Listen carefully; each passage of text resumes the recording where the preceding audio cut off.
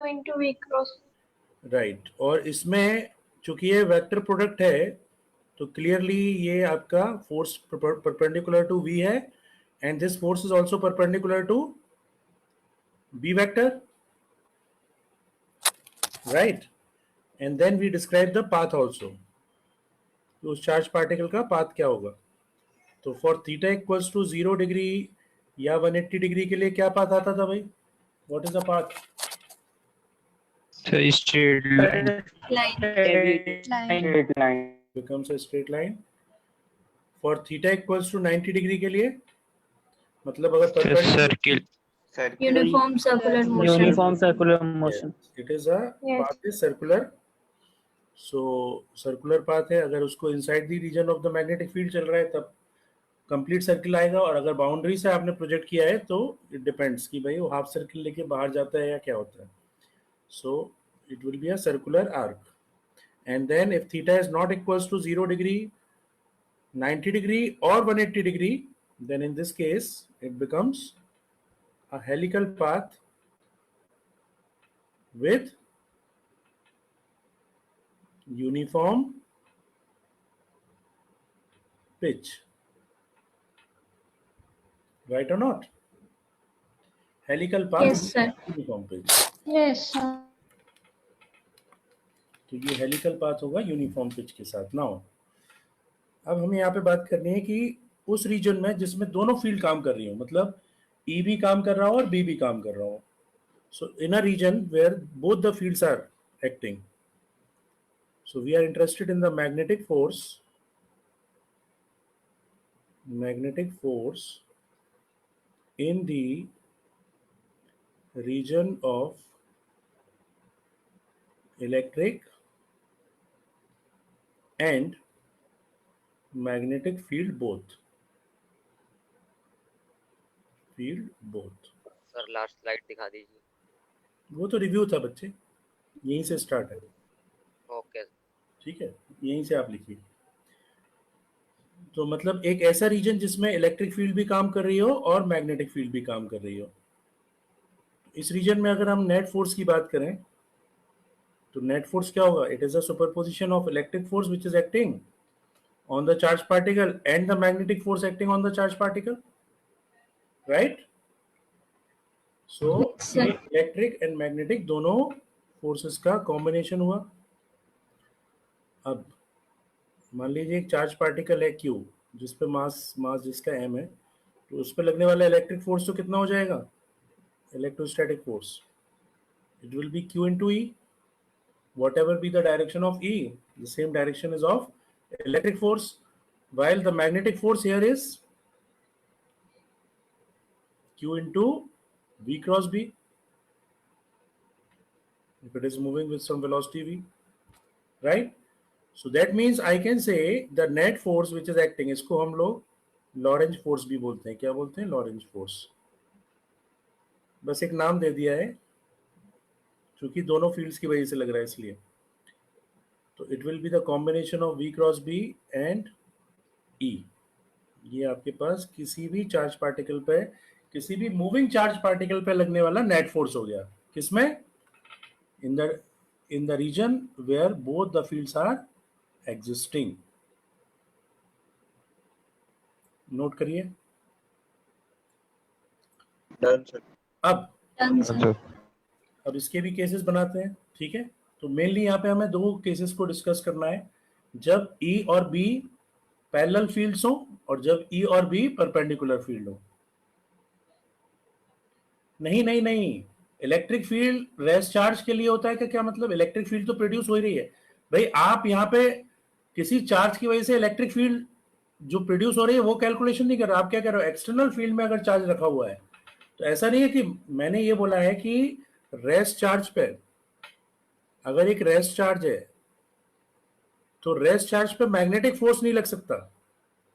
तब magnetic force क्या हो जाएगा रेस्ट चार्ज पे? जीरो. लेकिन उसका मतलब ये नहीं है कि मूविंग चार्ज पर इलेक्ट्रोस्टैटिक फोर्स नहीं लग सकता. बिल्कुल लग सकता है.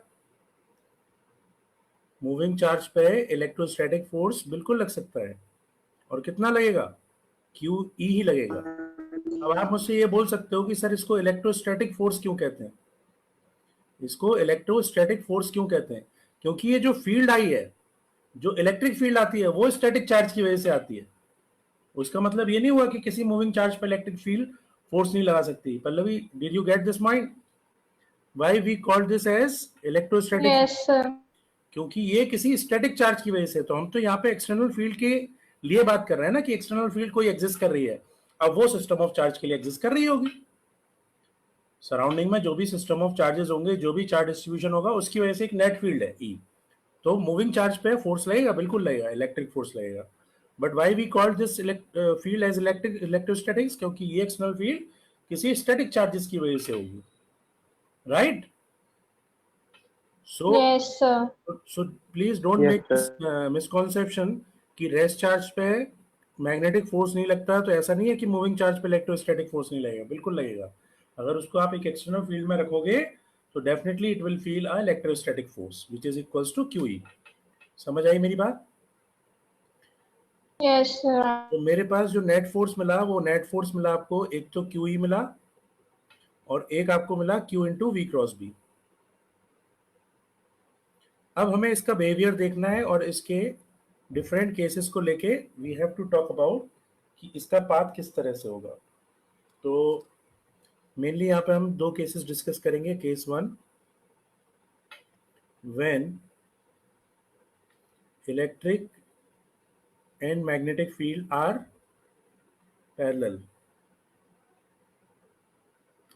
फील्ड्स, मतलब। और case 2, when E and B are perpendicular।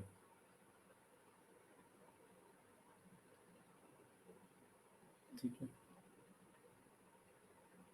And थोड़ा सा फोकस करना, क्योंकि ये ऐसा नहीं है कि जो आपने पाथ इससे पहले निकाले, they are the simple functions. Uniform circular motion था और आपके पास यूनिफॉर्म पिच का हेलिकल पाथ था, तो वो आपके पास क्वाइट सिंपल फोर्सेस थे। बट ये थोड़ा सा इसमें पाथ जो है वो कॉम्प्लेक्स आता है, तो उसको आपको थोड़ा सा ध्यान से देखना है। तो फर्स्ट केस लेते हैं, case 1, when E and B are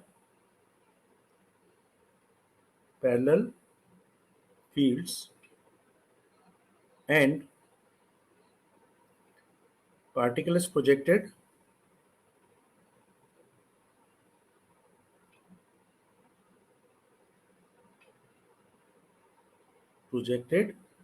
with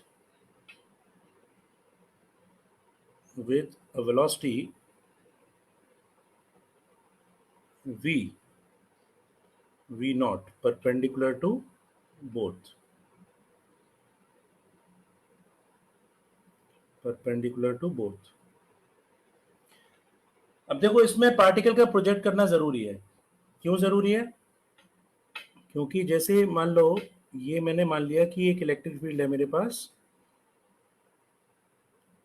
इस डायरेक्शन में, say it is E equals to E naught I cap, और इसी डायरेक्शन में मेरे पास मैग्नेटिक फील्ड है। अब सपोज करिए आपने यहाँ पे एक रेस्ट चार्ज से छोड़ा होता है इसको, इससे इसके पास कोई वेलोसिटी ना होती। तो अगर इसके पास वेलोसिटी नहीं होती तो इस पे मैग्नेटिक फोर्स कितना लगता बच्चों? Zero. इस पे मैग्नेटिक फोर्स कितना लगता? 0। इफ इनिशियल वेलोसिटी कितनी होती? 0। तो मैग्नेटिक फोर्स इस पे 0 लगता और सिर्फ इस पे एक ही फोर्स लगता, और वो कितना होता? QE, Yes, sir. जिसकी वजह से इसका एक्सीलरेशन आता, राइट? जिसकी वजह से Yes, sir. इसके पास एक्सीलरेशन आता QE/m। तो अगर ये एक्सीलरेशन जो आता वो भी किस डायरेक्शन में आता है? In the direction of the field. मतलब अगर इसके पास इनिशियल वेलोसिटी 0 होती तो अगर ये वेलोसिटी भी गेन करता तो किस डायरेक्शन में करता? In the direction of field. चूंकि दोनों फील्ड्स पैरेलल हैं तो क्या हो जाएगा? तो ये स्ट्रेट लाइन में चलता रहेगा। Yes, sir. फील्ड पैरेलल है तो वेलोसिटी भी B के डायरेक्शन में आ गई, मतलब हमेशा ही V जो है वो पैरेलल हो जाती किसके? B के, और मैग्नेटिक फोर्स हमेशा ही क्या होता? 0 होता। 0. तो रेस्ट वाला काम तो नहीं चलेगा, क्योंकि अगर रेस्ट से आपने छोड़ा तो it is just like a particle under electric field. जिसके लिए वो एक्सलेट करेगा और वेलोसिटी ग्रेजुअली कांस्टेंट एक्सलेशन से बढ़ती चली जाएगी। ठीक है, इसलिए मैं इसको क्या कर रहा हूँ, प्रोजेक्ट कर रहा हूँ। तो आप बात समझ गए। रेस्ट चार्ज के लिए तो ई और बी कॉम्बिनेशन का कोई सेंस नहीं बनता, इसलिए नहीं बनता क्योंकि अगर रेस्ट चार्ज को आपने छोड़ा होता तो ई और बी पैरेलल है, तो हर बार आपके पास जो फील्ड आती है वो पैरेलल ही आती बी के, तो मैग्नेटिक फोर्स वहां पे रोल प्ले ही नहीं करता। अब इस केस में मैं क्या बोल रहा हूँ, ये बात सबको समझ में आई? Yes, sir. Yes, sir. ये बात सबको समझ में आई? चूंकि ई और बी दोनों ही पैरेलल हैं, तो अगर ये वेलोसिटी गेन भी करेगा तो भी बी के डायरेक्शन में ही करेगा, जिसकी वजह से मैग्नेटिक फोर्स का कोई रोल नहीं आएगा यहाँ पे। तो इसलिए इनिशियल वेलोसिटी जीरो लेके काम नहीं बनेगा। और अगर आप इनिशियल वेलोसिटी लेके उसको प्रोजेक्ट करो in the direction of the field, तब भी काम नहीं बनेगा, तब भी मैग्नेटिक फोर्स हमेशा ही जीरो रहेगा। राइट? Yes, sir. सो इसलिए Yes, sir. अब मैं केस मैंने क्या लिया कि अगर मान लीजिए ई और बी, सपोज करिए इसको मैंने कह दिया लेट अस से दिस इज डायरेक्शन एक्स, ये कोई एक्स डायरेक्शन है, इस डायरेक्शन में ई है से ई नॉट आई कैप, और इसमें बी है से बी नॉट आई कैप, और आपने चार्ज पार्टिकल को प्रोजेक्ट किया परपेंडिकुलरली, तो परपेंडिकुलर ये मान लेते हैं, तो इसको वेलोसिटी को मैंने प्रोजेक्ट किया परपेंडिकुलरली से वी नॉट जे कैप या वी नॉट के कैप। ये आपका x हो गया, ये आपका y हो गया, ये आपका z हो गया। ठीक है, x, y and z plane, and the particle is projected in this direction. So what will happen? अब इस पे एक मैग्नेटिक फोर्स लगा, एक इलेक्ट्रिक फोर्स लगा। इलेक्ट्रिक फोर्स तो कितना लगा बोलो, अगर चार्ज q और मास m है तो q e naught I cap, right? Yes, sir. और मैग्नेटिक फोर्स कितना लगा initially? Yes, sir. Afan Sir, तुम्हारा, Q into V naught K into. V naught K. Afan तुम्हारा माइक्रो फोन सही Yes, से sir. नहीं कर रहा है, तो आप इसलिए ये कितना हो जाएगा बच्चों, ये हो जाएगा V V naught K cross. Into sine 90, क्योंकि मैंने 90 Yes, माना sir. हुआ। डायरेक्शन क्या होगा कोई बताएगा? के क्रॉस आई जे कैप, Yes, sir. के क्रॉस आई जे कैप, इसका मतलब डायरेक्शन जो है वो इस डायरेक्शन में हो गया। तो अब ये अगर फोर्स है, ये वेलोसिटी है, तो इसको किस प्लेन में टिल्ट करेगी? YZ प्लेन में। ये सुनो, Yes, Yes, sir. sir. अगर हम यहाँ से अच्छा। देखें तो हमें ये एक सर्किल बनाता हुआ दिखाई देगा YZ प्लेन में, because FM is perpendicular to this V naught, और ये वेलोसिटी जो V नॉट होगी इसके परपेंडिकुलर। जब वेलोसिटी ऐसे हो जाएगी तो फोर्स विल बी दिस, जब वेलोसिटी इस तरह से हो जाएगी फोर्स विल बी दिस। तो एवरी टाइम आप देख सकते हो कि इस V नॉट की वजह से आपको जो फोर्स मिला in the YZ plane, that will be subtending a circle. ये सुनो बच्चों, Yes, sir. Yes, sir. तो YZ प्लेन में तो सर्किल बन रहा है और x डायरेक्शन में ये पार्टिकल एक्सलरेट हो रहा है। इसका मतलब मैं बोलूंगा कि YZ प्लेन में तो इसने क्या किया है, it is forming a circle, forming a circle of radius. कोई बता सकता है रेडियस कितनी रेडियस का सर्किल बनेगा? ये वही same, MB by yes, MB by QV. mv not by qb not का। And along the field it also has the acceleration which is q e naught by m, right? तो अब देखो circle ऐसे बन रहा है और साथ साथ एक्सेलरेशन भी है, तो आगे भी जाएगा। तो कौन सा पाथ मिला आपको? helical. फिर से हेलिकल, Helical. एग्जैक्टली। फिर से आपको कैसा पाथ मिला? फिर से आपको एक हेलिकल पाथ ही ऑब्टेन्ड हुआ, बट इस बार थोड़ा सा डिफरेंस है इस हेलिकल पाथ में, क्योंकि अलोंग द एक्सिस आपको क्या मिल रहा है? एक्सेलरेशन। इससे पहले आपने जो 90 डिग्री वाला केस किया था उसमें क्या था? अलोंग द एक्सिस हमें v cos थीटा मिल रहा था, कांस्टेंट वेलोसिटी। यहाँ पे एक्सेलरेशन है, तो क्या हर टाइम इंटरवल में क्या ये इक्वल डिस्टेंस कवर करेगा? No sir. नहीं करेगा, बिल्कुल। आपको पता है कि अगर कोई भी बॉडी एक्सेलरेशन ए से चल रही हो तो वो इक्वल इंटरवल ऑफ टाइम में कितना डिस्प्लेसमेंट किस रेशियो में डिस्टेंस कवर करती है? 1:3 3:5 7? यस और नो? नहीं समझे? देखिए, जैसे मान लीजिए t इक्वल्स टू 0 पे एक पार्टिकल के पास इनिशियल वेलोसिटी 0 है और एक्सेलरेशन a है, तो क्या होगा इसका? अगर मैं आपसे बोलूं t नॉट टाइम में कितना चला इसने ये डिस्टेंस, तो क्या आप इसको half a t not square बोलोगे?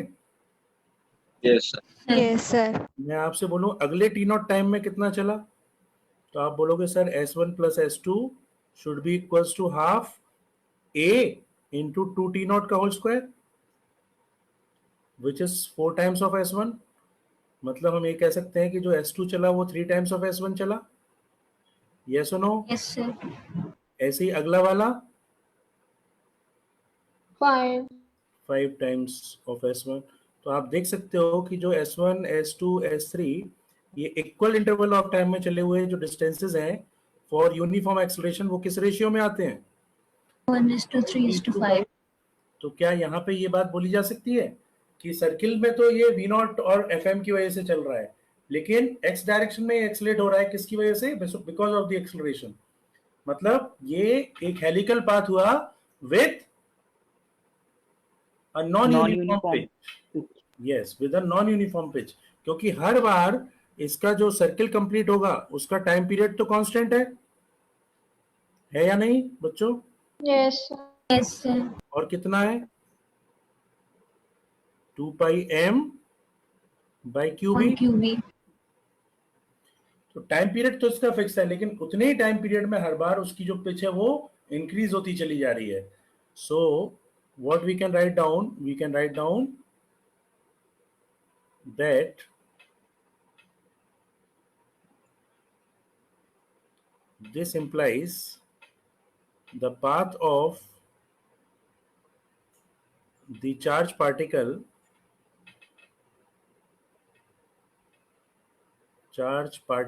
is helical in nature, helical with radius is equals to mv naught by qb naught, time period 2 pi m upon qb naught, and non-uniform pitch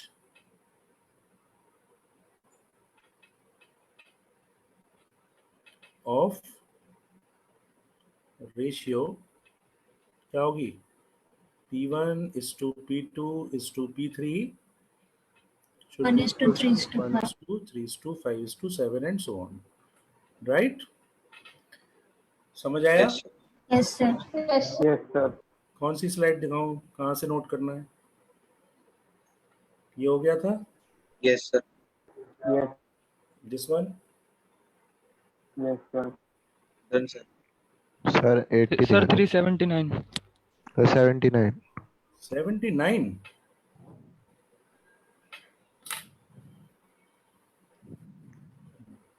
Sir, 80. 80?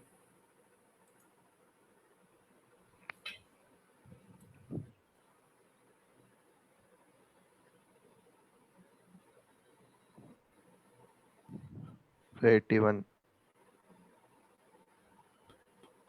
81? ये case समझ में आ गया? Rest charge के लिए या velocity along the field के लिए there will be no magnetic force for which it will be a simply accelerated straight line motion. And next slide. अगर v नॉट परपेंडिकुलर है तो it will be a helical path with the non uniform pitch.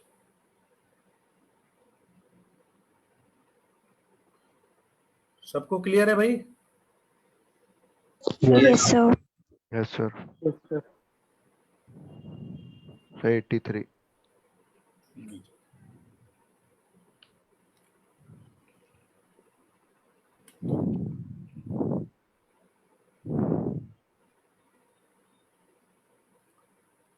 83.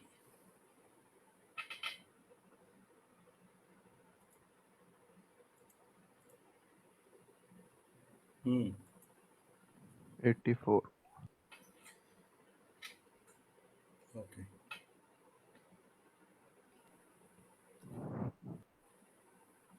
अच्छा, अगर मान लीजिए इसके पास velocity किसी direction में होती, इसके पास अगर वेलोसिटी किसी डायरेक्शन में होती, से ये v होता, अभी भी E और B पैरेलल ही है, अभी भी मैं केस 1 ही लेके चल रहा हूं जब E और B पैरेलल है, but now velocity is making some angle, तब क्या होता बच्चों? तब भी ये मोशन हेलिकल ही होता, सिर्फ डिफरेंस क्या हो गया, अब जो रेडियस बनती है वो किसके हिसाब से बनती? B naught So V cos sin t. V naught cos theta. sin. sin theta upon Q B not, time period remain same क्योंकि वेलोसिटी से इंडिपेंडेंट आता है, और आप 2 pi R by V sine theta से भी देख सकते हो। और बस यहाँ पे अब इसको ये कहते हैं आप कि ये पिच जो है वो 1:3:5 रेशियो में नहीं है, वो कुछ भी हो सकती है क्योंकि इनिशियल वेलोसिटी भी आ गई है। भाई ये रेशियो तो सिर्फ तभी आता है जब इनिशियल वेलोसिटी क्या हो, 0। अभी भी ये हेलिकल पाथ ही है, लेकिन कैसा है, इंक्रीजिंग पिच वाला हेलिकल पाथ ही है, बट रेशियो को आप 1:3:5 नहीं बोल सकते। मेरी बात समझे? Yes. Yes. Yes, sir. तो मान लो अगर मैं इस केस में आपसे पूछूं कि find the pitch of the first revolution, मतलब फर्स्ट टाइम पीरियड में after projecting one time period में what will be the pitch P1, तो कैसे निकाली जाएगी? V not cos theta into T plus half into Q E not by M Yes, sir. Into T square. क्या सबको ये बात समझ में आई? Yes, sir. Yes, sir. Yes.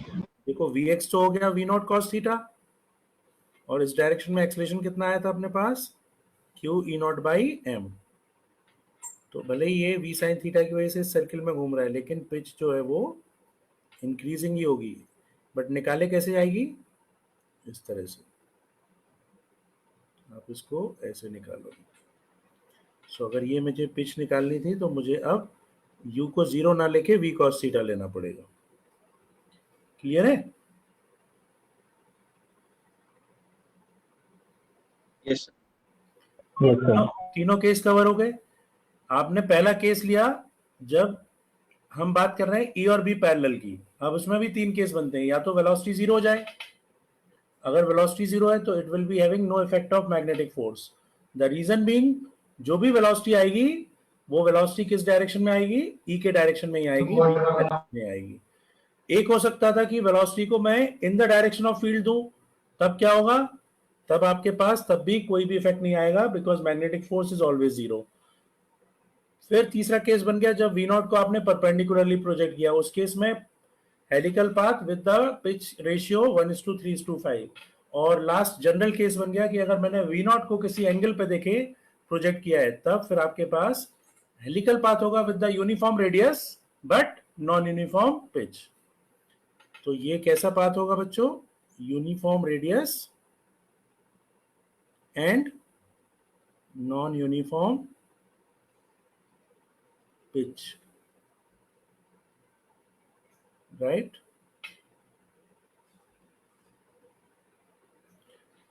So now we move to the next section of the case, which is when the E and B is perpendicular, जब E और B क्या हो? perpendicular हो। नोट कर लिया? Yes, sir. Yes, sir. Yes, sir. So now we'll move to the next case, case 2. When electric field and magnetic field are perpendicular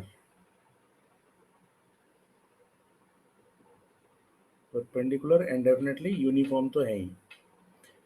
अभी तक हम नॉन यूनिफॉर्म फील्ड की बात नहीं किया, अभी तक जितने भी केसेस लिए हैं सब यूनिफॉर्म फील्ड्स के लिए लिए, ठीक है? तो परपेंडिकुलर फील्ड्स, तो सबसे पहले इसमें एक स्पेशल केस देखेंगे। इसका पहले स्पेशल केस देखेंगे जिसमें मैंने मान लिया कि this will be your electric field, say E is equals to some E naught J cap. E इस डायरेक्शन में एक्ट कर रही है, चार्ज पार्टिकल के पास कुछ चार्ज है Q, मास है M, और इसको मैंने प्रोजेक्ट किया हुआ है V नॉट वेलोसिटी से, like this, V not I cap. So velocity by which it is projected as V naught I cap.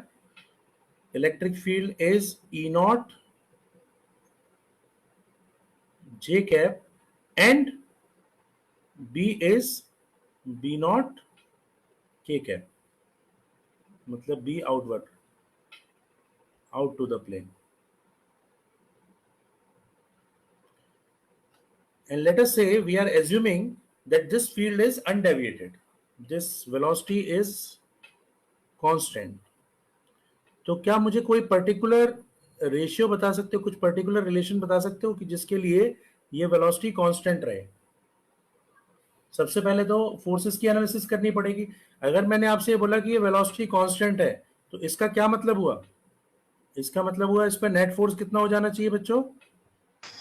0. Because acceleration is 0, that means the net force is 0. अच्छा, net force 0 हो सकता है क्या? Let's see. सबसे पहले तो direction of electric force बताइए कहां पे होगा? Q E नॉट किस डायरेक्शन में होगा? इस डायरेक्शन में होगा, यस और नो? J कैप के अलोंग। Yes, sir. सिमिलरली अगर आपसे मैग्नेटिक फोर्स का डायरेक्शन पूछा जाए तो मैग्नीट्यूड वाइज ये हो गया Q V not B not, और direction wise minus minus J cap. बिल्कुल ठीक। तो देयर इज अ पॉसिबिलिटी कि अगर ये दोनों फोर्सेस बराबर हो जाएं तो नेट एक्सीलरेशन इसका क्या होगा? 0, और ये अनडेविएटेड स्ट्रेट लाइन में चली जाएगी, राइट और not? yes sir. Yes, sir. That means if F net is 0, which means Fe का मैग्नीट्यूड Fm के बराबर, so Q E naught is equals to Q into V naught B naught. That means अगर ये velocity किसको satisfy कर रही है? E naught by B naught को सेटिस्फाई कर रही है, तो पार्टिकल कैसे जाएगा? कैसे जाएगा बोलो? undeviated. Undeviated. Moving charge particle, Undeviated. yes, moving charged particle is undeviated with constant velocity. ठीक है। और क्या क्या कंडीशन लगाई इसमें मैंने? एक तो E और B को परपेंडिकुलर होना चाहिए, दूसरा velocity should be also perpendicular to E as well as B, correct? तभी ऐसा हो सकता है। और तीसरा, इस वेलोसिटी का मैग्नीट्यूड किसके बराबर? E not by. E naught by B naught. अगर ये तीनों कंडीशन सेटिस्फाई होंगी तो पार्टिकल अनडेविएटेड सीधा चला जाएगा। तो ये एक स्पेशल केस है, बाकी जनरल केस अभी डील करेंगे। पहले ये स्पेशल केस समझ लो आप। सबको क्लियर है? Yes, sir. Yes, sir. एक ऐसा रीजन जिसमें E और B परपेंडिकुलर हो, अगर मैंने उसमें एक वेलोसिटी को प्रोजेक्ट किया जो E के भी परपेंडिकुलर हो, B के भी परपेंडिकुलर हो और E not by B not ratio के बराबर हो, तो उसका magnitude E not by B not के बराबर हो, तो वो particle undeviated straight line motion में जाएगा with constant speed, right? And this particular concept is used in velocity selector device. पहले इसको नोट कर लीजिए बच्चों, फिर मैं बताता हूं कि वेलोसिटी सिलेक्टर डिवाइस में ये चीज कैसे काम करती है। सर लास्ट स्लाइड दिखा दीजिए. लीजिए,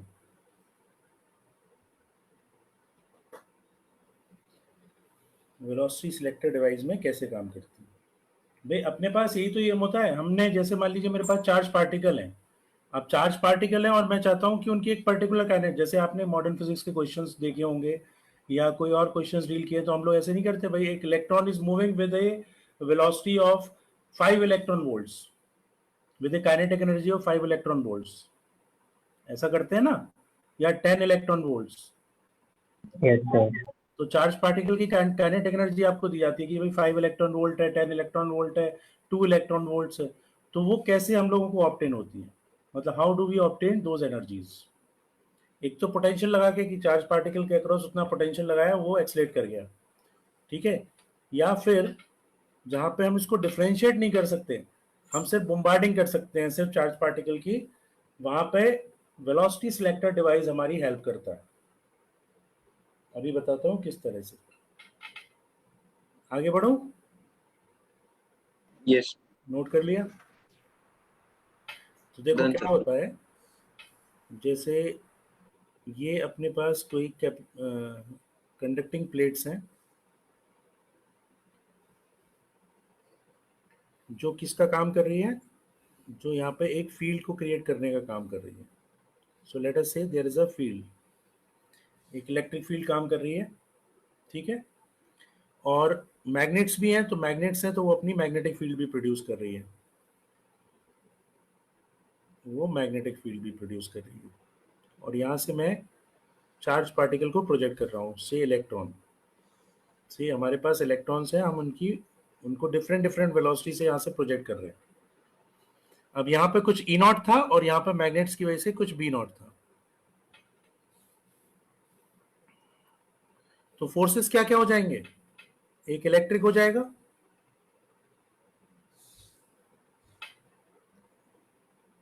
बी क्रॉस बी का डायरेक्शन क्या है बताओ, वी क्रॉस बी ऊपर मतलब नीचे, ठीक है, तो ये मैग्नेटिक फोर्स और इलेक्ट्रिक फोर्स एक दूसरे को बैलेंस कर लेंगे। अब यहां से आपने बॉम्बार्डिंग करी, यहाँ पे आपने बहुत सारे चार्ज पार्टिकल थे जो डिफरेंट डिफरेंट वेलोसिटी से बॉम्बार्डिंग आप इसकी हो रही थी, और यहाँ पे क्या कर दिया, यहाँ पे एक ऑब्स्टिकल लगा दिया, इस रीजन में एक यूनिफॉर्म मैग्नेटिक फील्ड क्रिएट करी। अब ये रिमोट कंट्रोल हमारे हाथ में है कि हम यहाँ पे कितनी इलेक्ट्रिक फील्ड जनरेट करें और कितनी मैग्नेटिक फील्ड जनरेट करें। तो हम क्या कर रहे हैं, हम एक E by E naught by B naught का एक सर्टेन रेशियो यहाँ पे स्टेब्लिश कर सकते हैं इस रीजन में, मतलब इलेक्ट्रिक फील्ड भी अपने डिजायर के हिसाब से और मैग्नेटिक फील्ड भी अपने डिजायर के हिसाब से यहाँ पे हम जनरेट कर सकते हैं, ठीक है। सो मैंने ई नॉट और बी नॉट की एक फिक्स वैल्यू जनरेट कर ली, तो जितने भी पार्टिकल यहाँ पे इस वेलोसिटी वाले होंगे ई नॉट बाई बी नॉट के, वो तो कैसे जा रहे होंगे, स्ट्रेट लाइन में, यस और no? Yes, Yes, sir. sir. और जितने भी पार्टिकल डिफरेंट वेलोसिटी के होंगे वो सारे डेविएट हो गए होंगे, बिकॉज Yes, sir. उनका फोर्स बैलेंस है नहीं भाई, जो ज्यादा वेलोसिटी रख रहे होंगे उन पर मैग्नेटिक फोर्स ज्यादा, जो कम रख रहे होंगे उन पर कम, तो वो अपनी डायरेक्शन को डेविएट कर लेंगे। तो अब यहाँ से आपको जब जब आप यहाँ से बॉम्बार्डिंग कर रहे थे चार्ज पार्टिकल की, तो आपको जितने भी चार्ज पार्टिकल इस वेलोसिटी को सेटिस्फाई करते हुए मिल रहे हैं वो तो सीधे स्ट्रेट लाइन में मिल गए और यहाँ पे कलेक्ट कर लिया आपने उनको, बाकी सारे इस ऑब्स्टिकल ने रोक लिए, यस और no? Yes, sir. Yes, sir. आप ऐसे समझ लो इसने कैसा काम कर दिया, इसने काम कर दिया फिल्टर का काम कर दिया। अब आपको जितने भी यहाँ पे चार्ज पार्टिकल मिले उनके पास एक सर्टेन काइनेटिक एनर्जी हुई या नहीं? Yes, sir. भाई वेलोसिटी, सबकी वेलोसिटी से मतलब सबकी काइनेटिक एनर्जी से, तो हम ये कह सकते हैं कि ये डिवाइस क्या काम कर रही है, ये हमें लिबर्टी दे रही है कि हम अपने डिजायर के हिसाब से उन चार्ज पार्टिकल को फिल्टर कर पाए जो हमें वेलोसिटी रिक्वायर्ड है। सो इसीलिए इसका नाम क्या है, वेलोसिटी सिलेक्टर डिवाइस। क्या बात समझ में आई सबको? Yes, sir. Yes, sir. Yes, Yes. sir. Yes, sir. जितने भी charge particle different different velocity के होंगे वो सारे के सारे फिल्टर हो जाएंगे और आपको एक डिजायर काइनेटिक एनर्जी या डिजायर वेलोसिटी के चार्ज पार्टिकल यहाँ पे ऑब्टेन्ड हो जाएंगे। So this is how we can select out of the several moving charge particle of the particular kinetic energy charge particle, right? So this is what case, special case. Now इसके बाद आगे बात आती है, इसको note कर लिया बच्चों? Yes, sir. Yes, sir. अब आती है जनरल वाली बात।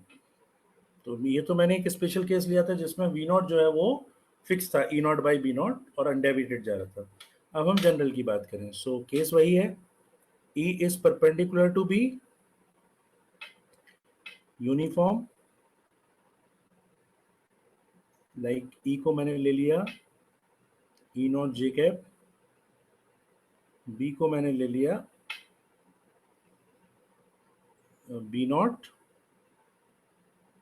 के cap, and I projected and I just release the particle. पहले रिलीज वाला केस देख लेते हैं। I release the particle from origin. तो ये आपकी x एक्सिस है, ये y एक्सिस है, ये z एक्सिस है। तो b का डायरेक्शन तो ये हो गया बच्चों, this is the direction of b,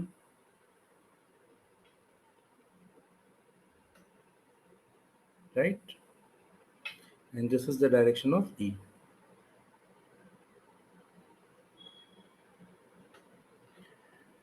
अब यहाँ पे अगर एक चार्ज पार्टिकल है जिसका चार्ज है q, मास है m, तो क्या होगा इस पे, और रेस्ट पे छोड़ा है।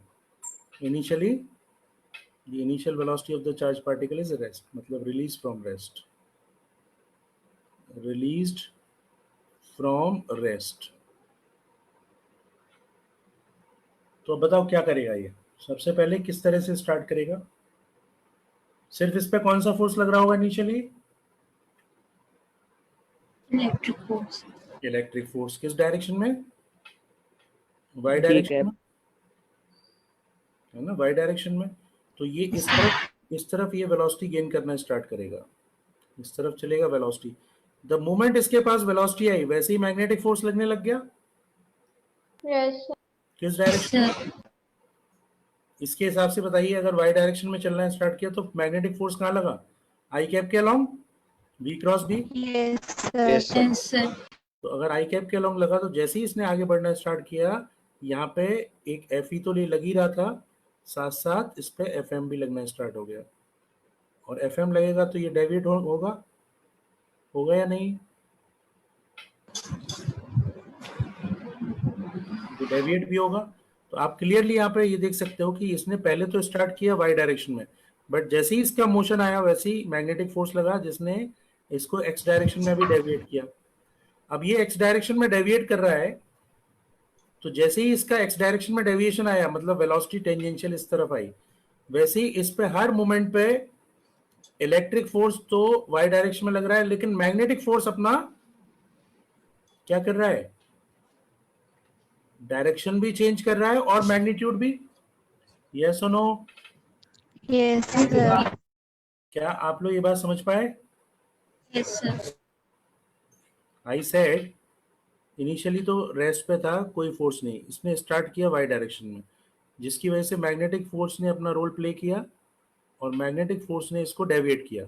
तो किसी भी इंस्टेंट पे अगर इसकी वेलोसिटी v है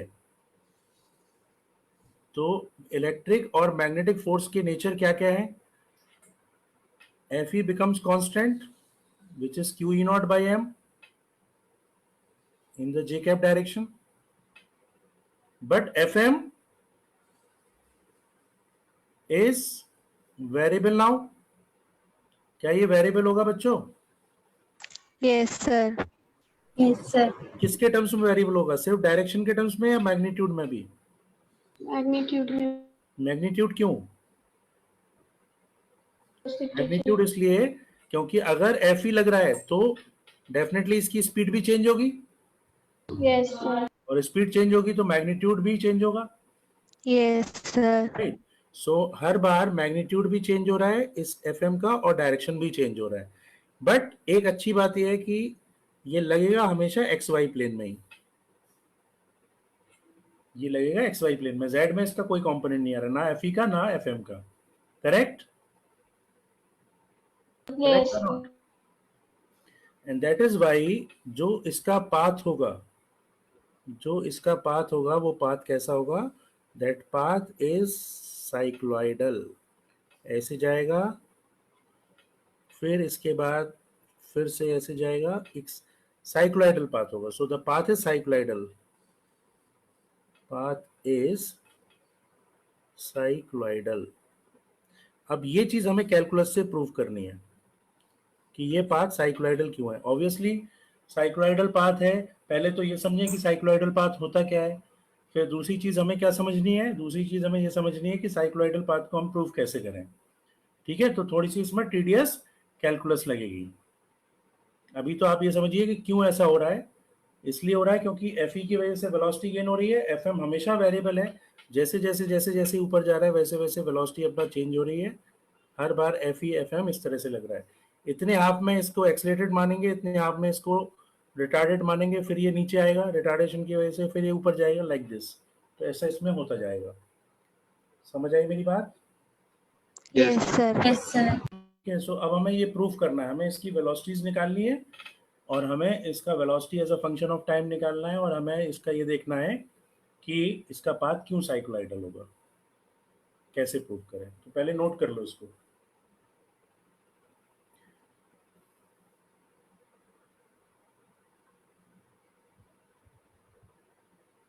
कर लिया? Yes, sir. इसमें कोई दिक्कत किसी स्टेप में? या तो क्यू ही ना समझ में आ रहा हो या एफएम समझ में नहीं आ रहा हो, वेरिएबल है, क्यों डायरेक्शन और मैग्नीट्यूड चेंज हो रहे हैं, क्यों ऑलवेज एक्स वाई प्लेन में ही है। क्लियर है? चलिए, कौन सा बताओ, क्या चीज?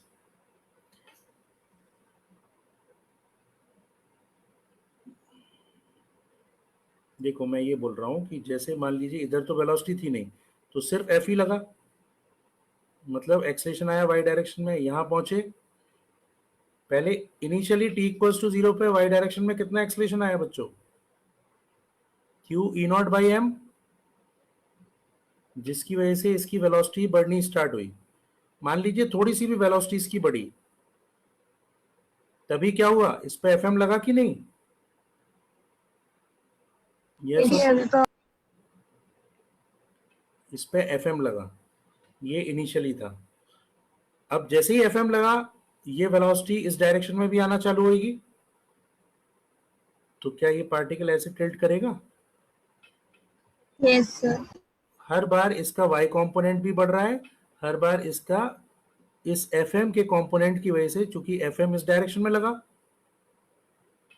जो मैग्नेटिक फोर्स है, अब वेलोसिटी मान लीजिए ये आ गई, vx भी आ गया उसके पास, vy भी आ गया, तो हर बार जो मैग्नेटिक फोर्स का x डायरेक्शन का कंपोनेंट है वो इसका vx बढ़ा रहा है, और हर Yes, बार sir. जो y डायरेक्शन में है उसका fe प्लस fm के कंपोनेंट्स y डायरेक्शन की वेलोसिटी को भी वेरी करवा रहे हैं।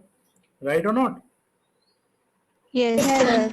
मतलब x डायरेक्शन में मैग्नेटिक फोर्स का जो x डायरेक्शन में कंपोनेंट है वो तो इसका vx इंक्रीज कर रहा है, और इसी f का fe और fm का y डायरेक्शन का जो कंपोनेंट है वो इसके fy को वेरी करवा रहे हैं। तो क्या इसकी fx और fy ऐसे चेंज होती चली जाएगी? हाँ, कहीं पे ऐसा होगा कि ये चीज जीरो हो रही होगी, वहां पे इसकी vy मैक्सिमम हो चुकी होगी, कहीं पे ऐसा हो रहा होगा कि फिर fm बढ़ जाएगा, तो ये फिर रिटार्ड होते होते होते फिर से vy जीरो कर लेगा, फिर नीचे आएगा, फिर ऊपर जाएगा। इस तरह से ये कैसा पाथ होगा? साइक्लोइडल। ठीक है, तो अब ये चीज हमें प्रूफ करनी है। पहले तो हमने पाथ का नेचर देख लिया, अब हमें ये चीज प्रूफ करनी है कि ये vx और vy के नेचर क्या होंगे, क्योंकि वही हमें बताएंगे कि इसका पाथ क्यों साइक्लोइडल है। राइट? Yes, sir. तो इस चीज को याद रखना बच्चों कि t इक्वल्स टू 0 पे इसके पास ax तो 0 था और ay कितना था? q e not by m। ठीक है, ये आगे काम आएगा। चलिए, सो let us consider that at any time t the velocity becomes some vx I cap plus vy j cap. चलेगा? So now what is the electric force? It is q e naught j cap. Yes, sir. And what about the magnetic force now? At any instant time t, it is q into V cross B, which is comes out to be Q into Vx I cap plus Vy j cap cross B naught k cap, right or not? Yes, sir. Yes. So यहां से मेरे पास जो Fm आ गया वो Fm आ गया Q into J cross K is I, मतलब V by B naught, ये तो I कैप के साथ आया, and I cross K is minus J, तो ये आ गया Vx B naught, ये आ गया आपके पास J कैप के साथ. Is it clearly? आप देख सकते हो कि जो नेट फोर्स आया या नेट एक्सेलरेशन आया वो कितना आया बच्चों? Q बाई M इनटू, दोनों फोर्सेस को ऐड कर देते हैं, ठीक है? तो दोनों फोर्सेस को ऐड करो तो आई कैप के साथ तो आपको क्या मिला? V बाई बी नॉट, ये तो आई कैप के साथ मिल गया, और जे कैप के साथ क्या मिला बोलो? E not minus V X B not J cap. क्या ये बात समझ में आई? आई कैप के कोफिशिएंट को अलग लिख लिया, जे कैप के कोफिशिएंट को अलग लिख लिया, नेट फोर्स में क्यू दोनों में कॉमन है, और फोर्स ने एक्सेलरेशन निकालने के लिए मैंने इसको बाय एम कर दिया. सर बोलो. सर मैग्नेटिक फोर्स में सर वाई डायरेक्शन के साथ माइनस आएगा ना? वाई डायरेक्शन में माइनस आएगा? कैसे? क्या कहना चाह रहे हो, फिर से बोलो. अरे मैंने सीधा सीधा क्रॉस मल्टीप्लिकेशन किया ना, आई क्रॉस, ये होता है ना आई जे के, तो आई का जे से, जे का के से के का आई से, तो अब ये आई मल्टीप्लाई होगा के से, तो क्या मिलेगा? आई क्रॉस के माइनस जे मिलेगा कि नहीं? Yes sir. V X B naught को तो माइनस जे कैप के साथ लिख लिया. ऐसे ही जब जे कैप का मल्टीप्लाई करोगे क्रॉस मल्टीप्लिकेशन के साथ, तो जे का क्रॉस मल्टीप्लिकेशन के साथ आई कैप देता है. ये सुनो. Yes, yes sir. सर. तो इसलिए Yes, sir. हाँ, यहाँ पे कह रहे हो ना ये, तो इसलिए जे का के साथ किया तो V Y into B naught, ये आपका आई कैप के साथ आ गया, राइट? Yes, sir. नहीं समझ आया? आ गया सर. आ गया सर. सिर्फ एक स्टेप मैंने बस यहाँ पे नहीं लिखा है, जिसकी वजह से देखो आप Q इंटू वी नॉट, ये आपका आ गया V by I cap minus V X J cap. दिक्कत है कोई F बाई एम निकालने में है बच्चों? No, sir. दिख गया? आई कैप के साथ क्या मिल रहा है? V by B not I cap मिल रहा है या नहीं? Yes, sir. और जे कैप के साथ क्या मिल रहा है? E naught minus 1. V X B not J cap. Yes और नो बच्चों? Yes, sir. So now what is AX? X direction का acceleration. Q by M into V by, और Q B naught by M into V by, ये तो मिल गया मुझे acceleration in X direction. Similarly Y direction का acceleration क्या मिल गया बच्चों? It is Q by M into E naught minus VX B naught. Yes, sir. ठीक, ये दोनों एक्सप्रेशन हमें मिल गए. अब मैं इस टर्म को डिफरेंशिएट कर रहा हूँ. सो बाय डिफरेंशिएटिंग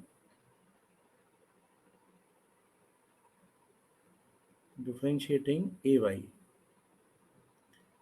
तो ए वाई को हमने लिख लिया D of A Y by D T.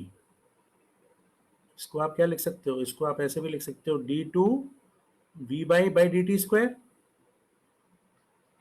Y direction का एक्सेलरेशन है तो इसको D Y by D T लिख लिया, और उसके बाद उसको डिफरेंशिएट करेंगे तो इसको क्या ऐसे लिख सकते हैं बच्चों?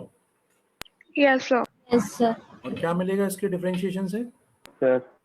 Q B not by M minus sine का into D B X by D T.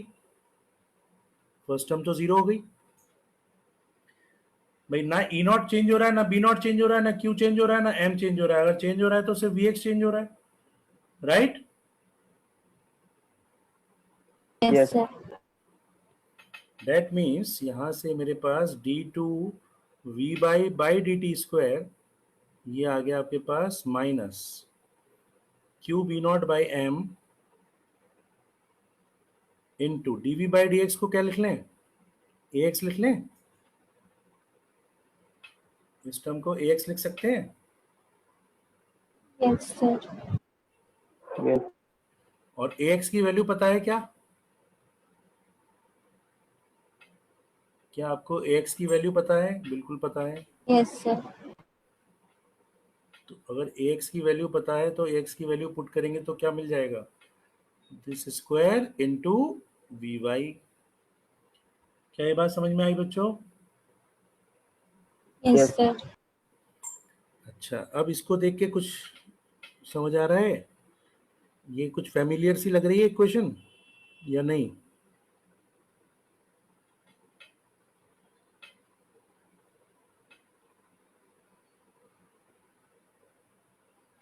याद करिए, simple harmonic motion D two X by D T square Yes. अगर किसके प्रोपोर्शनल होता था, माइनस ओमेगा स्क्वायर एक्स के। अगर सेकेंड ऑर्डर की equation Yes, sir. Proportional to minus X है तो इसका सॉल्यूशन हमें क्या मिलता था बच्चों, A sine omega T plus five Yes. Yes, sir. मिलता था या नहीं? Yes, sir. इसका मतलब यहाँ पे वी वाई का नेचर टाइम के साथ कैसा होगा भाई, एक्स की जगह यहाँ पे वी वाई है, वी वाई कैसा होना चाहिए, it should be V Y max into sine of omega T. Omega T का मतलब Q B not by M into T plus five. इतनी बात समझ में आई? मैंने कहा कि आपके पास जो वी वाई की इक्वेशन मिल रही है वो एक सेकंड ऑर्डर डिफरेंशियल इक्वेशन है, जिसका सॉल्यूशन क्या होता है, जिसका सॉल्यूशन साइनोसॉइडल होता है टाइम के साथ। तो मतलब यहाँ पर जो वी वाई है वो कैसे चेंज हो रहा है, वो साइनोसॉइडली चेंज हो रहा है। साइनोसॉइडली का मतलब होता है वो अपनी जीरो वैल्यू पे आएगा, मैक्सिमम पे जाएगा, फिर माइनस पे आएगा, फिर मैक्सिमम पे जाएगा, like that, right? Yes, sir. यहाँ भी Yes, sir. Yes, sir. अब इसमें मुझे कुछ वैल्यूज नहीं पता है, जैसे मुझे वी वाई मैक्स की वैल्यू नहीं पता है, मुझे फाई की वैल्यू नहीं पता है भाई। ये तो मुझे कंपैरिजन से ओमेगा मिल गया Q B not by M, लेकिन मुझे वी वाई मैक्स नहीं पता है और मुझे फाई भी नहीं पता है। तो ये कैसे निकाली जाए, ये कैसे निकाला जाए वी वाई मैक्स और फाई? सबसे पहले तो उसको नोट कर लो आराम से, और किसी भी स्टेप में कोई डाउट हो, क्योंकि मैंने आपको बोला है साइक्लॉइडल पाथ थोड़ा सा कैलकुलस ज्यादा डिमांड करता है, तो आराम से समझो, कोई जल्दी नहीं है। Just focus on each and every step and ask. ये नोट हो गया? Yes, sir. Yes, sir. ठीक।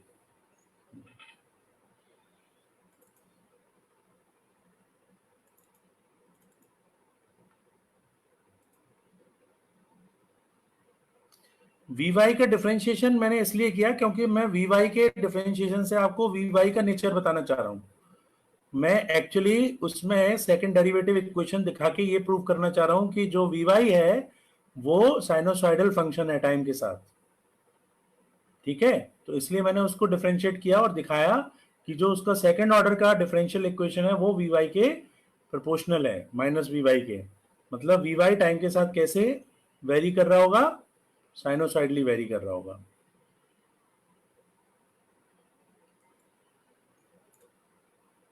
ठीक है? अदरवाइज फिर आपको इक्वेशन लिखने में और ज्यादा ये करना पड़ता। अभी रुक जाओ, पहले ये तो कंप्लीट करोगे बच्चे, तभी डिस्कशन होगा।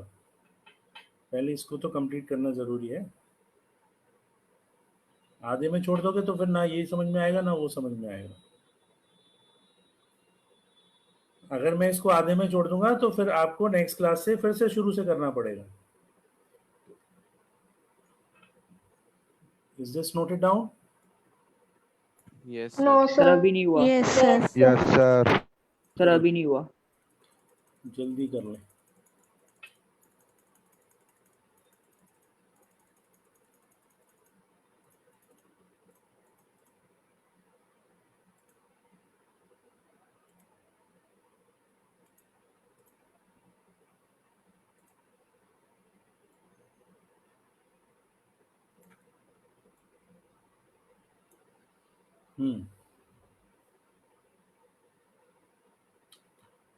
Yes, sir. चलिए.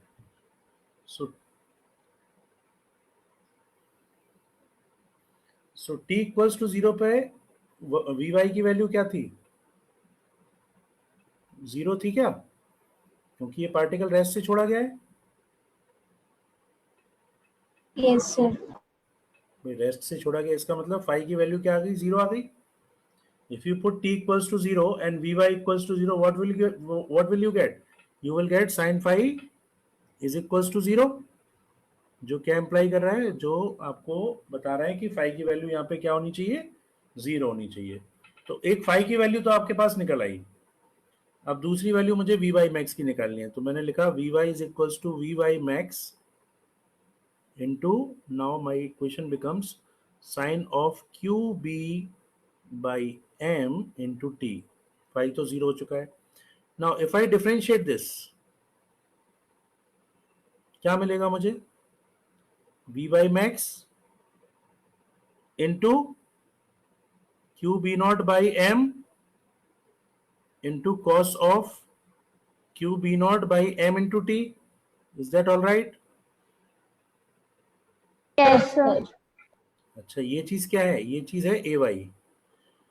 तो मैंने आपको यहाँ पे एक टर्म याद रखने को बोला था, अगर आपको याद हो. कहाँ गई?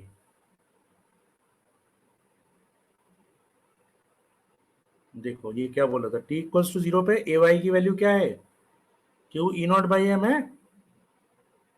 Yes, sir. तो हम यहाँ पे ए वाई की value at t equals to 0, do we know that A Y is equals to Q E naught by M? Because magnetic force तो लग नहीं रहा है उस केस में. तो यहाँ पे अगर इसकी वैल्यू हम Q E naught by M रखें, इसको वी बाई मैक्स, इसको Q B not by M, and cos 0 is 1. तो do we get the value of V by max? yes, we got it as E naught by B naught. And therefore, now I finally got the answer of Vy. Vy का मुझे answer मिल गया. क्या मिल गया? Vy कैसे very कर रहा है time के साथ? E naught by B naught into sin of Q B naught by M into T. ये आपका फाइनल फंक्शन आ गया Vy का. राइट?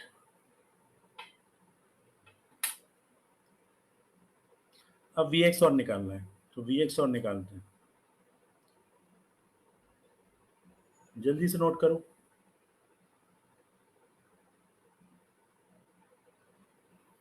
ओके. Ax क्या था? What is the expression in x direction? Ax is q b naught by m into Vy. Since Ax is q b naught by m into Vy, we can get Ax in the as a function of time. क्या मिल जाएगा ये? q b naught by m. Vy को लिख लो e naught by b naught sin q b naught t by m. फिर इसको लिख लीजिए आप dvx by dt. तो ये चीज क्या बन गई? ये बन गई q e naught by m into sin of q b naught by m into t. And then I have to get vx. तो ये मेरे पास हो गया q e naught by m dvx sine of q v naught by m into t dt and put the limit. t equals to 0 पे vx की value 0 थी, t time पे मुझे vx की वैल्यू निकालनी है. सही है? So this gives me vx is equals to q e naught by m. इसकी इंटीग्रेशन क्या आएगी? m upon q b naught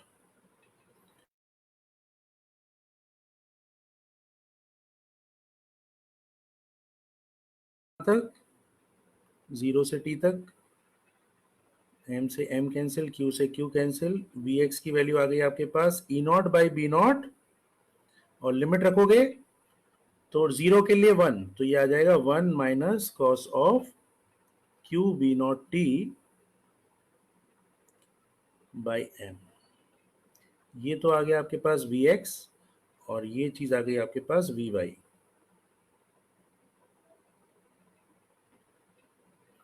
और यही बता रहे हैं आपको कि पाथ कैसा है, साइक्लॉइडल है.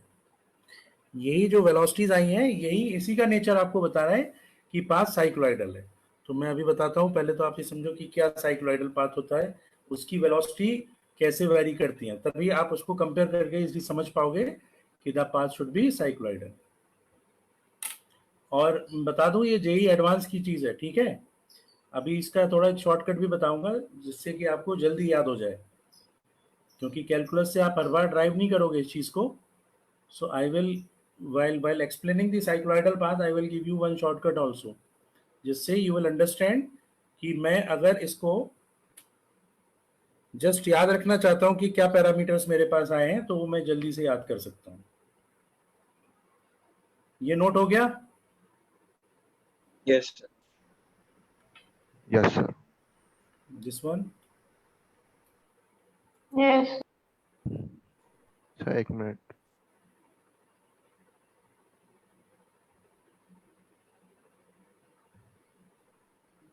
Done, sir. अब देखिए,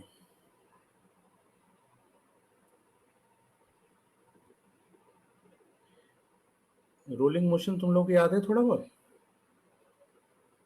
है भाई? Yes sir. Yes, sir. Rolling motion में मान लीजिए ये पार्टिकल, इसकी सेंटर मास की वेलोसिटी है v नॉट और एंगुलर वेलोसिटी है ओमेगा नॉट, रेडियस है कुछ r. तो रोलिंग मोशन के लिए ये r ओमेगा नॉट हो जाता है. यस और no? Yes. Yes, sir. Rolling motion में आपका एक कंडीशन ये हो जाती है कि v not r omega not के बराबर होना चाहिए. क्यों? क्योंकि उससे इस p पॉइंट की वेलोसिटी क्या आती है? 0, पॉइंट ऑफ कांटेक्ट की, राइट? Yes, sir. अब अगला इंस्टेंट मैंने लिया, मान लीजिए कुछ t टाइम के बाद. तो t टाइम के बाद क्या हुआ, जो ये सर्कमफ्रेंस पे p पॉइंट था ये कुछ घूम गया, मतलब ये थीटा एंगल से घूम गया, मतलब ये p पॉइंट यहाँ पे आ गया. ये t इक्वल्स टू 0 का इंस्टेंट था और ये किसी t टाइम पे. तो मुझे इस p पॉइंट में इंटरेस्टेड हूँ कि इस p पॉइंट की नेट वेलोसिटी क्या होगी. अब इसके पास कौन कौन सी वेलोसिटी होंगी बच्चों? इस p पॉइंट के पास एक तो होगी v नॉट जो सेंटर ऑफ मास के पास है, यस और नो? Yes, sir. और एक वेलोसिटी कौन सी होगी इसके पास? Tangential, because of the rotation, yes और नो? Yes. और ये जो टेंजेंशियल वेलोसिटी है इसके पास, क्या ये टेंजेंशियल वेलोसिटी का भी मैग्नीट्यूड v नॉट के बराबर ही होगा क्योंकि r ओमेगा नॉट है? यस और no? Yes, sir. Yes, sir. Now ये आपके पास टेंजेंशियल है तो ये 90 डिग्री हो गया, ये एंगल थीटा है. क्या मुझे ये बता सकते हो कि ये थीटा की वैल्यू कितनी होगी?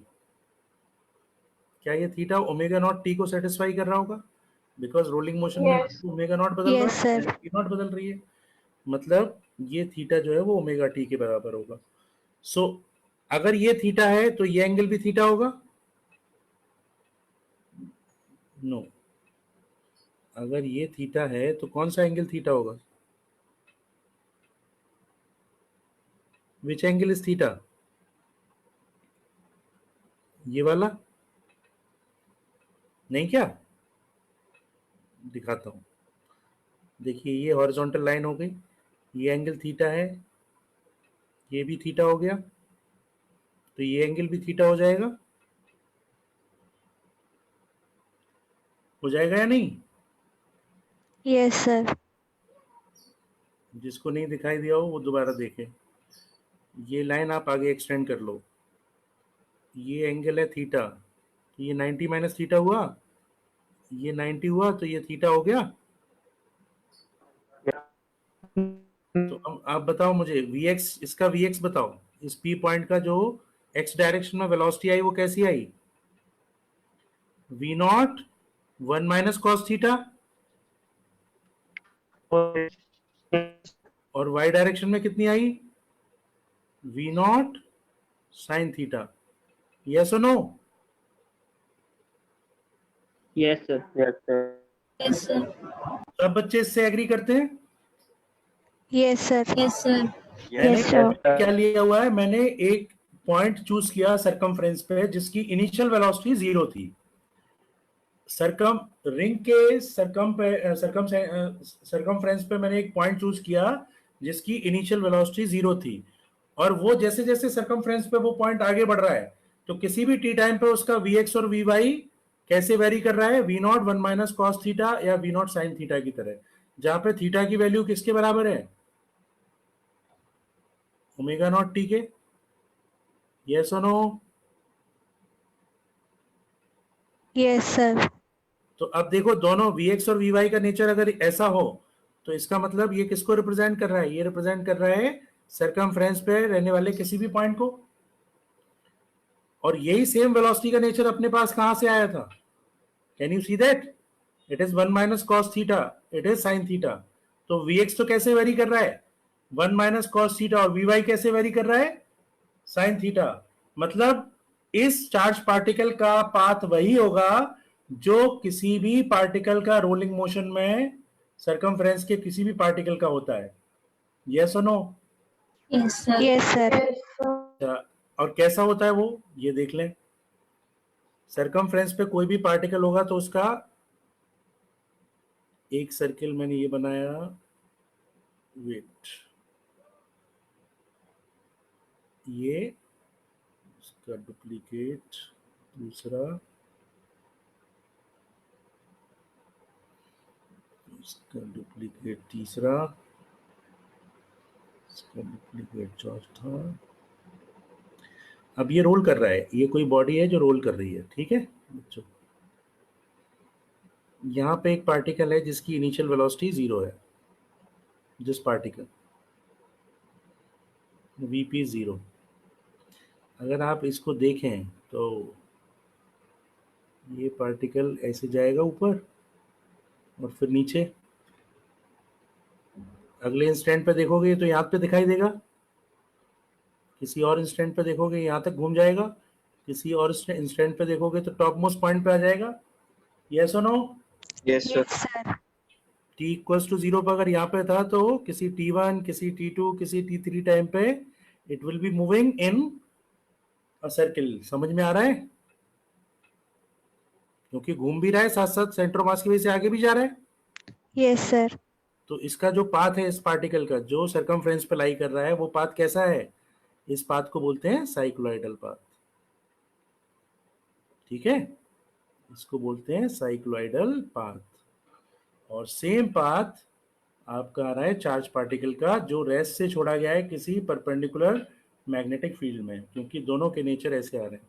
इसीलिए जब मैं इस चार्ज पार्टिकल को यहाँ पे दिखा रहा था साइक्लोइडल पाथ में, तो कैसे दिखा रहा था? ये इस तरह से टॉप मोस्ट पॉइंट तक पहुंचा और उसके बाद फिर वापस आया, फिर टॉप मोस्ट पॉइंट तक पहुंचा, फिर वापस आया। समझ आ रहा है?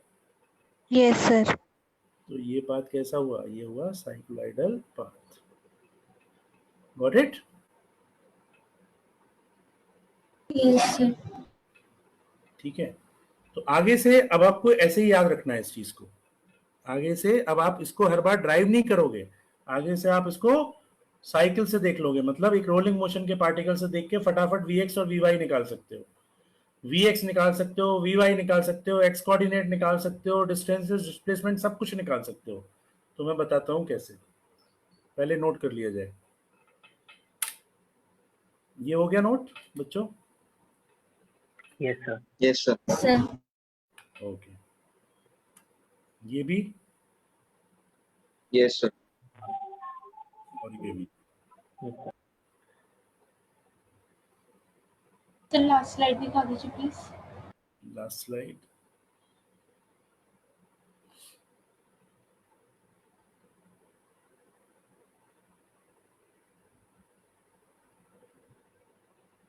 Done, sir. अब ये एक्सप्रेशन याद रखने के लिए देखो आपको क्या करना है। अभी मैंने वेलोसिटी सिलेक्टर वाला एक केस किया था। Yes. क्या वेलोसिटी थी वो जिसके लिए स्ट्रेट लाइन में चल रहा था? A naught by B naught. E not by we naught. तो इस पूरे सर्कुलर बॉडी में कोई ऐसा पॉइंट बता सकते हो जो स्ट्रेट लाइन में चल रहा हो? The center. Yes, very good. Sir. इसमें सेंटर इज द पॉइंट जो आपका स्ट्रेट लाइन में चल रहा है। तो इस सेंटर की वेलोसिटी में कितनी मान लूं? A naught by B naught. Yes, very good. इसकी मैं सेंटर की वेलोसिटी क्या मान लूं? E not by B naught. ठीक है, जस्ट याद रखने के लिए। और उसके बाद मैंने आपको क्लियरली बताया हुआ ओमेगा की वैल्यू क्या मान लूं बच्चों? Q B not by M, वो तो हम निकाल ही चुके हैं पहले भी। ओमेगा तो हर बार यही आता है। Yes, sir. Yes, sir. तो क्या आर की वैल्यू कोई मुझे बता सकता है? Yes, V naught by omega naught कितनी हो जाएगी?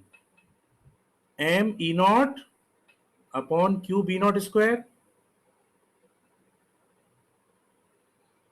राइट? Yes, sir. ये याद करना मुश्किल तो नहीं है No, sir. भाई। ई नॉट बाई वी नॉट तो आपके पास वेलोसिटी हो गई जो स्ट्रेट लाइन में चलने के लिए रिक्वायर्ड थी। तो मैंने सेंटर की वेलोसिटी मान ली e naught by we naught. उसकी हेल्प से ओमेगा हमारे पास q B not by m होता ही है, उसकी हेल्प से मैंने रेडियस ऑफ दिस सर्किल निकाल ली। अब देखो अब कितना आसान है मेरे लिए ये वेलोसिटीज को याद रखना, क्योंकि आप यहाँ पे क्लियरली देख चुके हो कि साइक्लोइडल पाथ के लिए जो वेलोसिटी आती है वो यही आती है बच्चों। यहाँ पे मैंने इसको प्रूव करके दिखाया है ना। Vx कितनी आती है? V naught one minus cos omega t. Yes, sir. और Vy कितनी आती है? V naught sine omega t. तो अगर हम ये वैल्यू पुट कर दें तो हमारे लिए बड़ा इजी है Vx निकालना। वी नॉट की वैल्यू क्या आई थी? E naught by B naught. और नेचर क्या है इसका? One minus cos of omega T. Omega t की वैल्यू क्या है? Q B not by M into t. Easily याद रख सकते हैं, यस और no? Yes, sir. Yes, sir. Vy E not by B naught sine of Q B not by M into t. Easily याद रख सकते हैं। Yes, sir. वी नॉट की वैल्यू डाल दी, ओमेगा की वैल्यू डाल दी, बस। करेक्ट। Yes, sir. अब बच्चों एक और बात बताऊं। मान लो जैसे ये मेरे पास एक रोलिंग मोशन में एक पार्टिकल था जो सर्किल में चल के थोड़ा सा आगे आया टी टाइम में, यहां से यहां पहुंच गया। ठीक है, यहाँ पे टी इक्वल्स टू 0 पे था और यहाँ पे पहुंच गया टी टाइम में। कोई मुझे इसके एक्स कोमा वाई कोऑर्डिनेट बता सकता है अगर ये ओरिजिन है तो?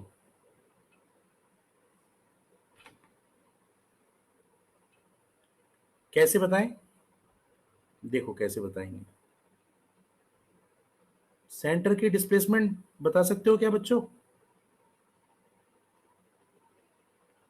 सेंटर कितना चला होगा ये बता सकते हो? बिल्कुल बता सकते हैं। ये वाली डिस्प्लेसमेंट होगी V naught into t, right और नॉट? Yes, sir.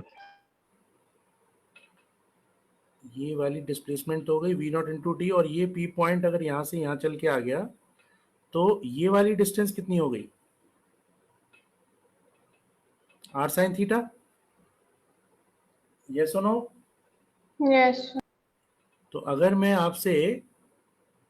आपसे इसका x कोऑर्डिनेट लिखवाना चाहूँ कि बताइए इसका x कोऑर्डिनेट क्या होगा, तो क्या इस x कोऑर्डिनेट को मैं v not into t minus r sin theta लिख सकता हूँ? Yes, sir. क्या मैं इस y को r1 माइनस cos थीटा लिख सकता हूँ?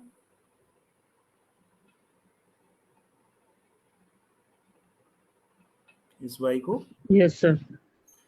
तो देखो Yes.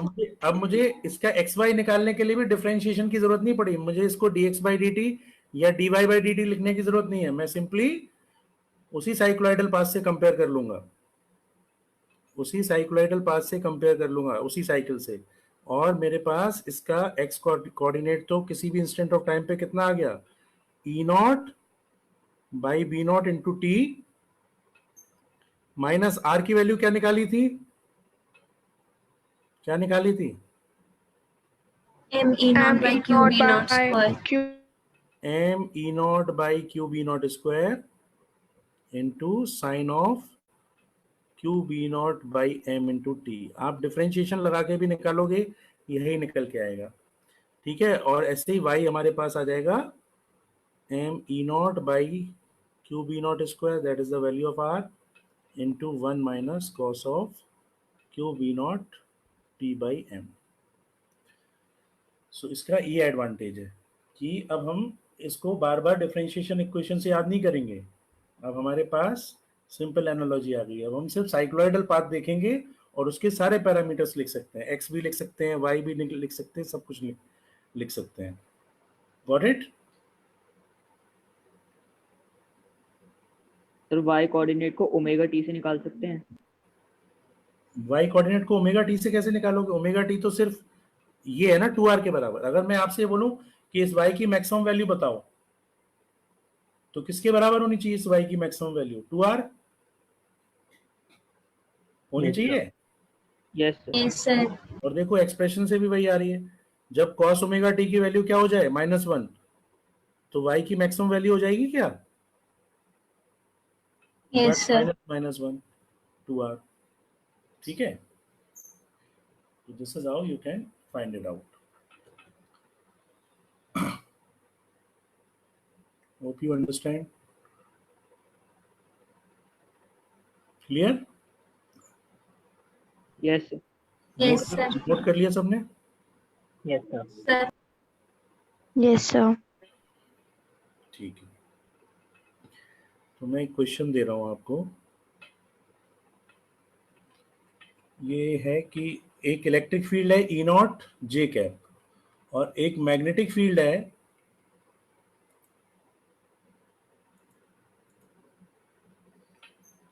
there is a electric field E naught K cap and there is a magnetic field B naught J cap and there is a charged particle of mass m and charge q। तो सबसे पहले first part में आपको ये बताना है, find the speed of charge particle, speed of particle as a function of z coordinate। मतलब इसके z कोऑर्डिनेट के साथ इसकी स्पीड कैसे वेरी करेगी। दूसरा आपको बताना है, चलो पहले ये फर्स्ट पार्ट करो फिर सेकंड पार्ट देखते हैं। अब देखो ये थोड़ा सा डिफरेंट क्वेश्चन हो गया, कैसे? और इनिशियली पार्टिकल को रिलीज किया है, मतलब initially particle is release, so u is equals to 0। तो पहले तो इसको ड्रॉ कर लें। ये मैंने ले लिया x, तो ये हो गया आपका y, ये हो गया आपका z। अब चार्ज पार्टिकल को यहां से अगर रिलीज करेंगे, अच्छा y आपका, हाँ ठीक है, ये माइनस ले लो इसको, ये तो फिर आपको नीचे बनाना पड़ेगा। जस्ट टू अवॉइड मैं इसको इस तरह से बाहर ले रहा हूँ, है ना, फैमिलियर रहेगा। अच्छा बताओ बच्चों, कैसे कैसे मूव करेगा ये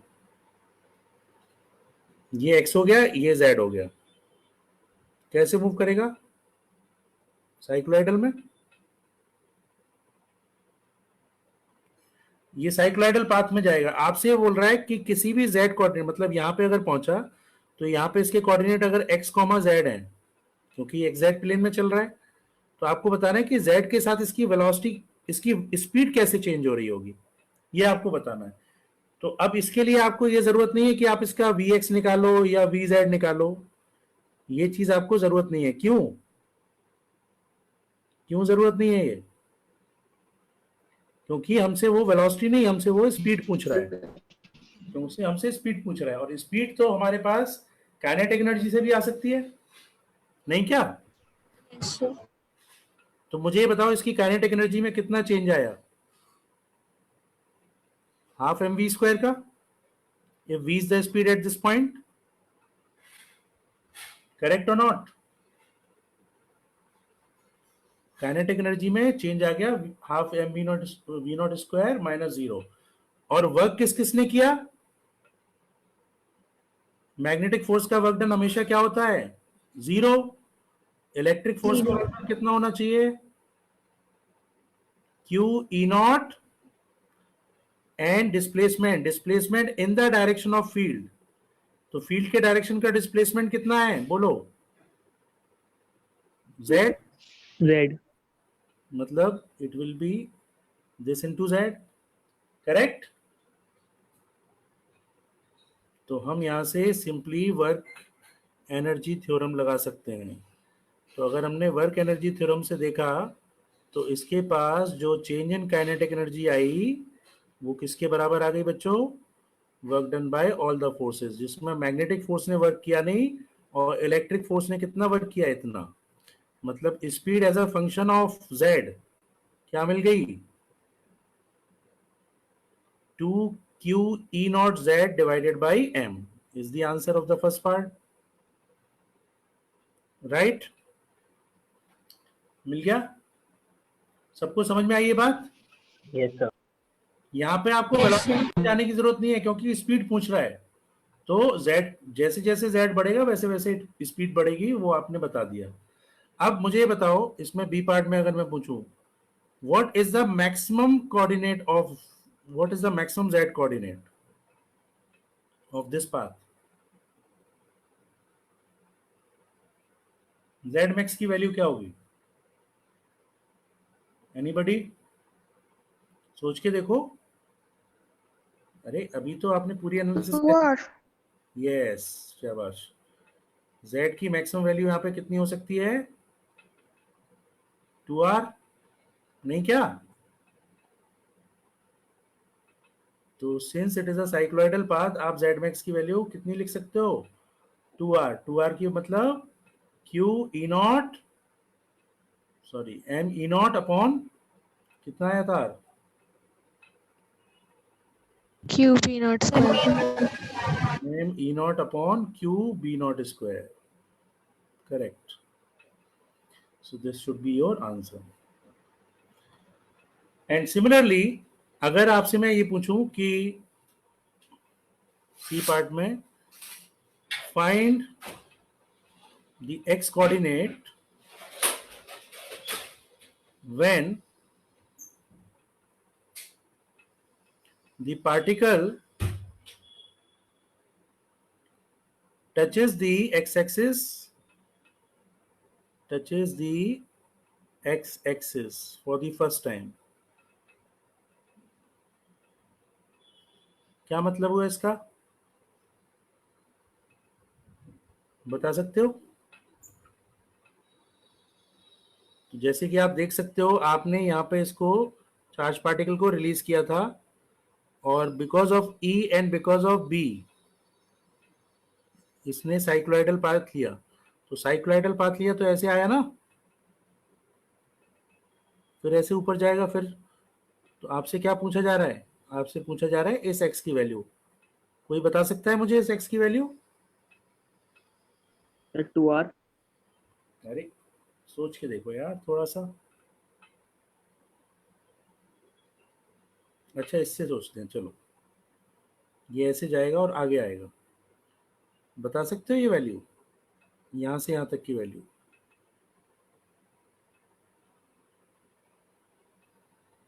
एनीबडी? इसका डबल कर देंगे भाई, यहां से यहां तक ये टॉप मोस्ट पॉइंट पे पहुंचा, इतना ही और चलेगा आगे। ये वैल्यू कितनी होगी? ना, not 2r, pi are.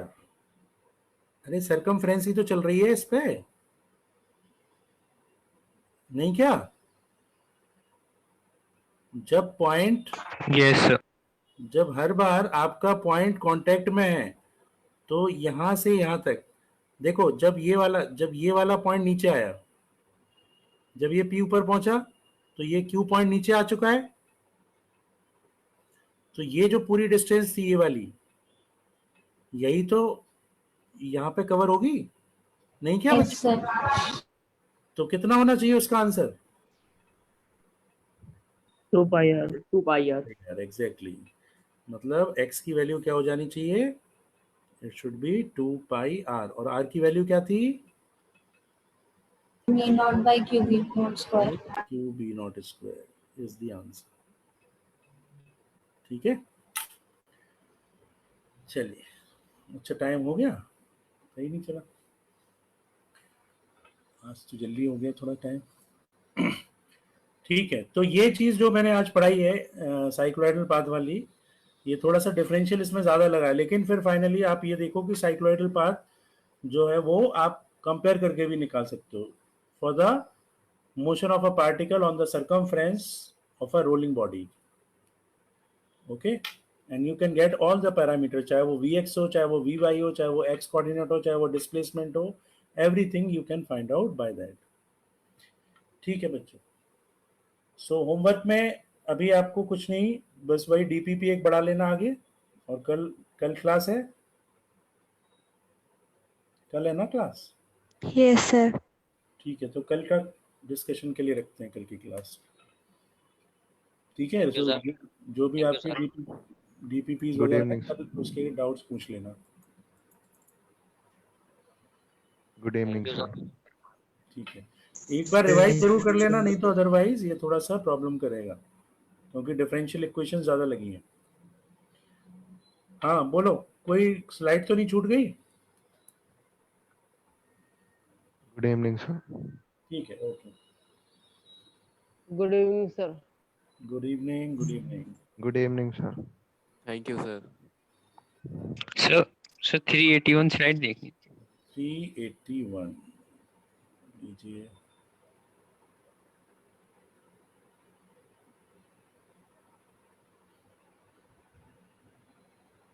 Sir ठीक,